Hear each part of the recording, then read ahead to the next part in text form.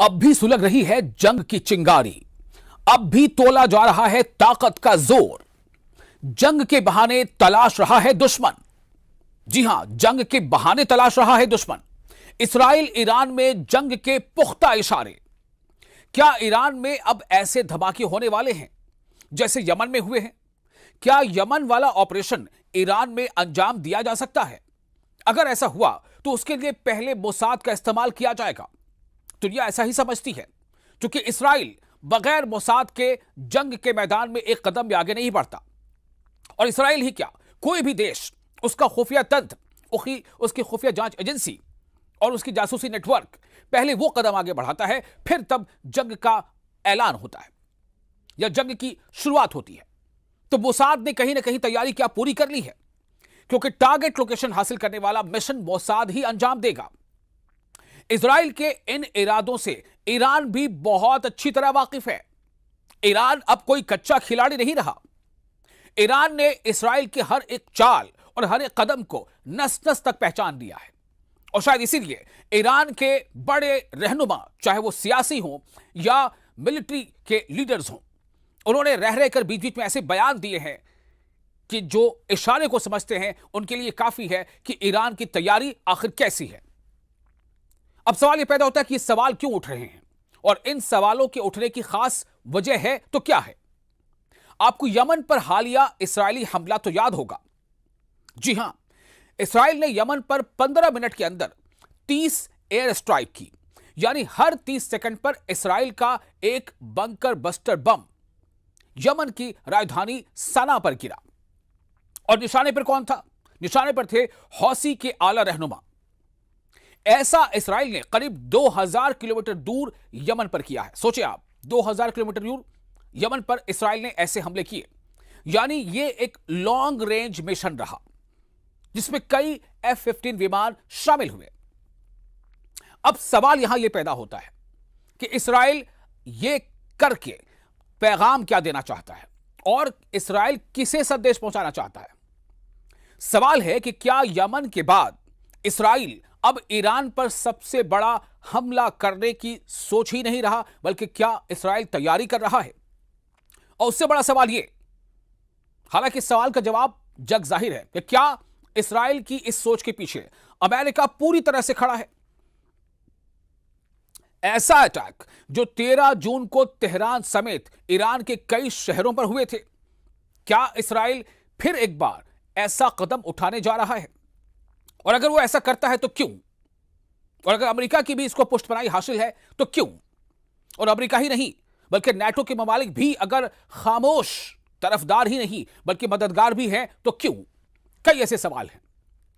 Iran की सेना के चीफ ऑफ स्टाफ कह चुके हैं कि उन्हें शक है कि इस्राइल सीज फायर का उल्लंघन जरूर करेगा।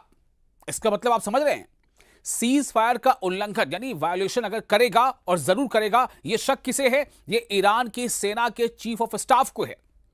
और अगर ऐसा होता है, उनका कहना है कि अगर ऐसा होता है कि ईरान अगली बार कई गुना ज्यादा ताकत से ऐसा जवाब देगा कि इस्राइल और उसके साथी हैरान रह जाएंगे।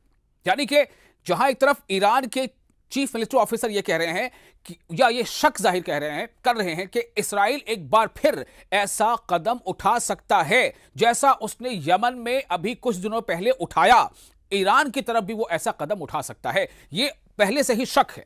अब आप अंदाजा कर लें, अगर ईरान को इस बात का शक है, इसका मतलब क्या है कि ईरान की तैयारी भी जबरदस्त है। और इसीलिए इस तरह के बयान सामने आ रहे हैं कि अगर इस्राइल ऐसा कदम उठाता है तो ईरान अगली बार कई गुना ज्यादा ताकत से ऐसा जवाब देगा कि इस्राइल और उसके साथी हैरान रह जाएंगे। गौर करें इस जुमले पर, इस्राइल और उसके साथी। उसके साथी कौन है, यह मैं आप पर छोड़ता हूं। तो सुनते हैं कि अब्दुल रहीम मौसवी, जो सेनाध्यक्ष ईरान के, उन्होंने क्या कहा। उन्होंने कहा कि हमने दुश्मन के लिए एक विनाशकारी योजना तैयार की थी, लेकिन युद्ध खत्म होने की वजह से ऐसा मौका नहीं मिल पाया। अगर अब किसी ने गलती की तो उस विनाशकारी योजना को लागू कर दिया जाएगा। तो यह विनाशकारी योजना क्या हो सकती है? ऐसा क्या था जो ईरान कदम उठाने वाला था? ऐसा किस तरह का हमला था जो ईरान इसराइल और उसके साथियों पर करने वाला था? ऐसा वो कौन सा हथियार था जो ईरान इसराइल के खिलाफ इस्तेमाल करने वाला था? ईरान के तेवर बता रहे हैं कि उसकी मिसाइल फिर तैयार हैं और ईरान पर फिर से हमला हुआ तो तेल अवीव क्या है? इसराइल का कैपिटल। जी हां, तो तेल अवीव और हाइफा बहुत बुरी तरह दहलेगा। ये दो बड़े शहर हैं इसराइल के। ईरान ये कह रहा है कि अगर इसराइल ने फिर कोई ऐसी गुस्ताखी की, ईरान पर हमले करने की गुस्ताखी की, तो तेल अवीव यानी इसराइल का कैपिटल और हाइफा जो पोर्ट सिटी है वो दहल जाएगा। यह वार्निंग ईरान से लगातार आ रही है। ईरान के बड़े बड़े जर्नैल लगातार इसराइल को, उस सेहूनी मुल्क को यह वार्निंग दे रहे हैं। ईरान के मेजर जनरल यहिया रहीम सफवी ने भी कहा है कि जो सर्वोच्च नेता है अली खामनेई के सलाहकार भी हैं, उनका दावा है कि ईरान के पास हजारों मिसाइल और ड्रोन हैं जो खुफिया ठिकानों पर रखे गए हैं और अगर ईरान पर युद्ध हुआ और अगर ईरान पर जंग थोपी गई तो उनको इस्तेमाल किया जाएगा। कह सकते हैं कि यह वार्निंग सीधा अली खामनेई की तरफ से है, ऐसा माना जा सकता है। आयतुल्लाह अली खामनेई की तरफ से यह सीधी वार्निंग है। और क्यों ना हो, पिछली बार जब 12-13 दिनों का जंग का जो नजारा देखा लोगों ने, दुनिया ने देखा, शुरू में इसराइल ने जो बमबारी की, उसके बाद ईरान ने जो अपने मिसाइल से हमले दागे, एक बाद एक मिसाइल के हमले, ऐसे मिसाइल जो शायद दुनिया ने पहली बार देखे हो, सिजिल नाम के मिसाइल जिसने आसमान में ड्रैगन की शक्ल इख्तियार की। तो ईरान बार बार यह दावा कर रहा है कि उसने 12 दिन के युद्ध में, 12 दिनों की जंग में अब तक अपनी पूरी ताकत का इस्तेमाल नहीं किया है, ना ही उसने अपनी नौसेना यानी नेवी और IRGC की कुछ फोर्स को तैनात किया। लेकिन ईरान कह रहा है कि अगर दोबारा जंग थोपी गई तो इसका नतीजा इसराइल की संपूर्ण तबाही होगी, मुकम्मल तबाही होगी, मुकम्मल खात्मा होगा, इसराइल का मुकम्मल सफाया होगा। मेजर जनरल यहिया रहीम सफवी का दावा है कि उनका परमाणु कार्यक्रम और मिसाइल टेक्नोलॉजी ईरान के वैज्ञानिकों की मेहनत का नतीजा है और उसे तबाह नहीं किया जा सकता।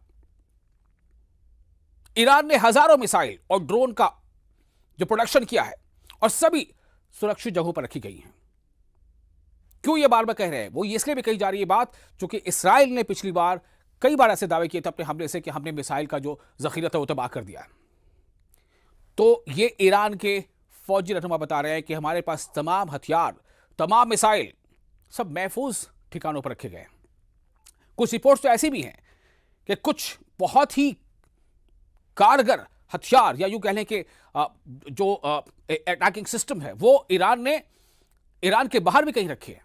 ऐसी रिपोर्ट्स आई हैं, मैं इसकी पुष्टि अभी नहीं करता। ईरान का दावा है कि उसने अभी तक अपनी सबसे खतरनाक मिसाइलों को इस्तेमाल ही नहीं किया। इसलिए इसराइल और अमेरिका की मीडिया में मोसाद के ऑपरेशन को लेकर जितने भी दावे किए जाएं, जितनी भी बातें कही जाएं, इस लड़ाई का जिक्र तब तक अधूरा रहेगा जब तक ईरान के पलटवार वाली ताकत का जिक्र न किया जाए, उसे समझा न जाए। और सच यही है, हकीकत यही है कि 12-13 दिनों की जो जंग चली थी इसराइल और ईरान के बीच, जिसमें इसराइल ने शुरुआत की थी जंग की, तो उसमें ईरान ने बता दिया था कि वो अकेले अपने दम पर इसराइल, अमेरिका और नेटो देशों को टक्कर दे सकता है। तो क्या वाकई ईरान की तैयारी पहले से कहीं ज्यादा है, पहले से कहीं ज्यादा फुल प्रूफ है? और क्या इसराइल बिना अंदाजा किए दोबारा जंग शुरू करने की गुस्ताखी कर सकता है?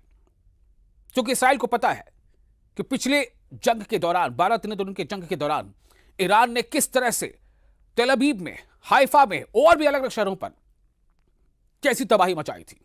मोसाद के हेडक्वार्टर को निशाना बनाया था, एयरपोर्ट्स को निशाना बनाया था, बंदरगाहों को निशाना बनाया था और इस्राएली अवाम सायरन से इस तरह से भागती थी, बेचैन हो जाती थी जान बचाने की फिक्र में। तो इसराइल को इस बात का अंदाजा है। तो मतलब साफ है कि दोनों एक दूसरे को बखूबी जान चुके हैं, तोल चुके हैं। उसके बावजूद अगर किसी ने भी कदम पहले उठाया तो जवाब कैसा मिलेगा वो ये बखूबी जानता है।